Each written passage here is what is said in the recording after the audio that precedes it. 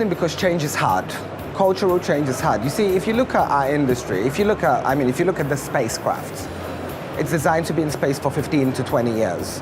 That's your typical life cycle. Now you've got the low orbit spacecraft, which are obviously coming down. Price of production is coming down. You've got Elon Musk doing his things with reusable rockets, trying to break that barrier to entry. I think the whole thing, change is very hard for people. It's more of a cultural shift. In the broadcast industry, cybersecurity has never been taken seriously. It was always an afterthought, and this is why criminals have gone after it, because criminals now know, hey, you know what?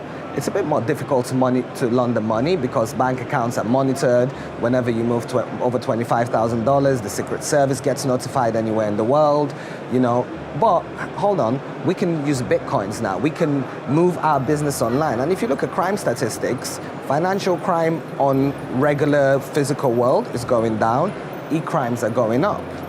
And companies, look at SQL injection. That's one vulnerability. Hit Equifax, hit TalkTalk, 20 years old, very easy to patch. TalkTalk's case, it was a legacy system that people were in a rush to integrate to get the business first, but they did not do a proper risk assessment. Had they done a risk assessment and told the CEO, you know what, when this gets popped, it's going to cost us 100 million and X amount of customers at X amount of churn, she would have said, you know what, here's your £100,000, go and put a device in front of it and patch it.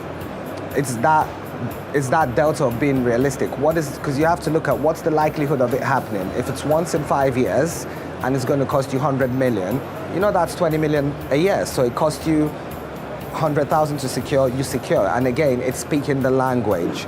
It's balancing the needs of security versus functionality versus business and efficiency. So I can tell you for a fact in my business, I ultimately am in every process. It starts from investment committee, goes all the way to design approval, service transition. If security is not happy, I have veto power, and I've also got the power to go to my CEO, my MDs, and say, you know what, this is a big risk to the business, I'm not happy with it. And my CEO has also openly said that if a business venture is too risky from us, from a reputation or brand, he will seriously consider not going into it.